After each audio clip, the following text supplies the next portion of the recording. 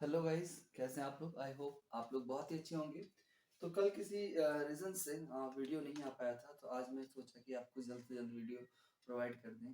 तो first of all very good morning to all of you. और guys, आज हम लोग स्टडी करने वाले हैं वैदिक सभ्यता के नेक्स्ट पार्ट को। इस पार्ट में हम लोग क्या स्टडी करने वाले हैं गाइस? इसमें सबसे पहले हम लोग पढ़ने वाले हैं वैदिक काल में उपयोग किया जाने वाला शब्द। बहुत ही इंपॉर्टेंट पार्ट है, बार बार पूछा जाता है कि वैदिक काल में कौन सा शब्द किसके लिए उपयोग किया जाता है, तो इसलिए इसको आप थोड़ा सा ध्यान में रखिएगा। इंपॉर्टेंट है, छोटा सा क्लास है, पर इसमें जो भी आपको बताया जाएगा ना, उससे डायरेक्ट क्वेश्चंस एग्जाम में बनते हैं। तो पहला क्या है कि राजा, राजा के लिए भाई गोपा, हम बताए थे गोपति, राजा, गोपति, गोपा, कुलपति, इस प्रकार के शब्दों का उपयोग करते थे। तो जो मैक्सिमम टर्म में जो राजा के लिए उपयोग किया जाता था ना गाइस, वो शब्द क्या था? गोपा। गोपा को थोड़ा सा आप ध्यान में रखिएगा। अतिथि के लिए गोहंता या गोहन शब्द का प्रयोग किया जाता था। अतिथि के लिए कौन सा शब्द लिया जाता था गाइस? तो गोहंता या गोहन शब्द लिया जाता था। युद्ध के लिए गविष्ठ, गेसु या गम्य लिया जाता था शब्द। युद्ध के लिए गविष्ठ, गेसु या गम्य शब्द का प्रयोग किया जाता था। आगे है गाइस कि गाय के लिए, तो गाय को अधन्या कहा जाता था, ये सबसे बड़ा धन था। हम बताए थे लास्ट क्लास में। आपको पता नहीं हो तो आप डिस्क्रिप्शन बॉक्स में जाके लिंक में वीडियो देख सकते हैं। मैंने गाय के बारे में डिटेल्स बताया था कि भाई गाय जिसके पास होता था ना वैदिक काल में, वही एक तरह से धनवान व्यक्ति कहलाता था। तो गाय को क्या कहते थे? अधन्या कहते थे, न मारने योग्य कहते थे। ठीक है। अच्छा, लांगल हल के लिए प्रयुक्त होता था। लांगल हल के लिए प्रयुक्त होता है। सीता क्या होता था भाई? तो भाई खेती, खेती करने के लिए जो हल चलाया जाता था ना, तो खेत में हल चलाने के बाद जो बनी नालियां होती थी या निशान हो जाते थे, जो धारियां हो जाती थी, गड्ढे टाइप का जो निशान हो जाता है हल चलाने के बाद, उन्हें सीता कहा जाता था। इंपॉर्टेंट है, याद रखिएगा। बढ़ई को क्या कहते थे? तक्षण कहते थे। बढ़ई को कहते थे तक्षण। याद रखिएगा। नाई को वाप्ति कहा जाता था। नाई को क्या कहा जाता था गाइस? नाई को वाप्ति टर्म से सूचित किया जाता था।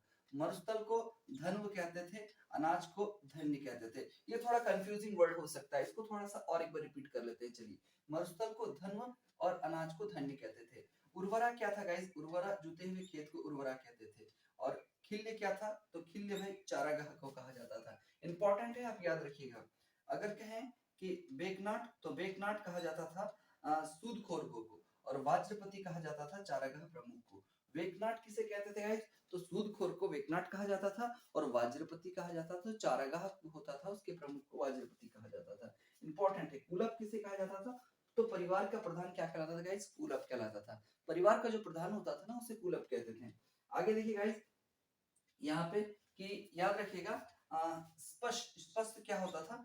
गुप्तचर होता था। स्पष्ट गुप्तचर को कहा जाता था। इंपॉर्टेंट है। तो वैदिक काल में जो इंपॉर्टेंट टर्म्स थे, उनको उस काल में क्या कहा जाता था, इन डिटेल्स मैंने आपको बता दिया है। आप बार बार रिवीजन कर लीजिए गाइस, आपका वैदिक सभ्यता ऐसे मजबूत हो जाने वाला है। आप अगर पूरे सीरीज का वीडियो देख रहे हैं, पूरा इंडियन हिस्ट्री, पहले इंडियन हिस्ट्री को अच्छे से कवर करने का प्लानिंग चल रहा है गाइस। इसमें हम लोग क्या करने वाले हैं? तो भाई एंशिएंट सेक्शन, उसके बाद मिडाइवल सेक्शन, उसके बाद मॉडर्न सेक्शन, तीनों को एकदम बेहतरीन ढंग से कवर करेंगे। आप बस क्लास में बने रहिएगा साथ में। वर्तमान नदियों के ऋग्वैदिक नाम क्या क्या है? इंपॉर्टेंट, याद रखिएगा। क्रमु कहा जाता था कुर्रम को, कुर्रम यानी क्रमु। ठीक है। कुंभा, कुंभा किस नदी को? तो काबुल जो नदी है वर्तमान में, उसे कुंभा कहा जाता था। वितस्ता झेलम नदी, वर्तमान की झेलम नदी वितस्ता कहलाती थी गाइस। विपाशा व्यास नदी को कहते थे। और दृष्टावती गग्गर को कहते थे। अस्किनी कहते थे चिनाब को। पुरुषनी कहते थे रावी को। सतुद्री कहते थे सतलज को। और सदानीरा कहते थे गंडक को। यहाँ पे याद रखिए, गंडक एकमात्र नदी है जिसके बारे में बार बार पूछा जाता है कि सदानीरा नदी किसे कहते थे? तो गंडक को सदानीरा नदी कहते थे। गंगा का उल्लेख कितने बार मिलता है? आप कमेंट सेक्शन में कमेंट कीजिएगा। विपाशा व्यास इंपॉर्टेंट है। और झेलम को वितस्ता कहते थे, रावी को पुरुषनी कहते थे, सतलज को सतुद्री कहते थे। ये सारे नदी, और साथ में सदा नीरा गंडक, ये भी इंपॉर्टेंट हो जाता है। इंपॉर्टेंट है सारे टर्म जो भी मैं आपको पढ़ा रहा हूँ, सारे के सारे टर्म इंपॉर्टेंट है। सभी को आप थोड़ा सा ध्यान में रखिएगा। ऋग्वैदिक देविया की अगर बात करें, अदिति, उषा, पृथ्वी, अपा, रात्रि, अरण्य और इतना, ये सारी देवियां थी। इंपॉर्टेंट है, बार बार पूछा जाता है, ये टर्म पूछ दिया जाएगा। पृथ्वी क्या थी? तो भाई पृथ्वी देवी थी। और साथ में पृथ्वी के देवता का भी कॉन्सेप्ट आया है। तो देवी और देवता कॉमन चीज आ गई पृथ्वी। आपसे पूछ लिया जाएगा अपा क्या था? अपा ऋग्वैदिक काल में क्या था? तो अपा भाई एक देवी थी, एक प्रकार की देवी थी। तो ऋग्वैदिक यज्ञ के बारे में हमने विभिन्न यज्ञ की चर्चा की है। आज रिपीट कर लेते हैं शॉर्ट टर्म में कि भाई राजसूय यज्ञ क्या होता था कि राजा के सिंहासन आरोहण से संबंधित यज्ञ जो होता था, राजा बनेगा नया, अब उस राजा के सिंहासन आरोहण के लिए जो यज्ञ किया जाएगा वो राजसूय यज्ञ है, ताकि राजा आने वाले समय में अपना कार्यकाल सही से संभाल सके, अपना राजपाट अच्छा से संभाल सके। क्लियर है? वाजपेयी यज्ञ क्या होता था भाई? शौर्य प्रदर्शन व मनोरंजन से संबंधित था। याद रखिएगा, शौर्य प्रदर्शन और मनोरंजन से संबंधित कौन सा यज्ञ था? तो याद रखिएगा वाजपेयी यज्ञ। भाई राजा के पास कितना पावर है, समझ में आ रहा है ना? तो अपने पावर को दिखाने के लिए ये यज्ञ करते थे। अश्वमेध यज्ञ घोड़े से संबंधित था, एक घोड़ा छोड़ दिया जाता था और घोड़े जिस जिस क्षेत्र से होकर जाता था वो घोड़े छोड़ने वाले राजा के अधीन मान लिया जाता था, और अगर कोई इसकी अधीनता स्वीकार नहीं कर रहा है तो घोड़े पकड़ के रखिए भाई और राजा के साथ युद्ध कीजिए। क्लियर है? अच्छा, अग्निष्टोम यज्ञ क्या होता था?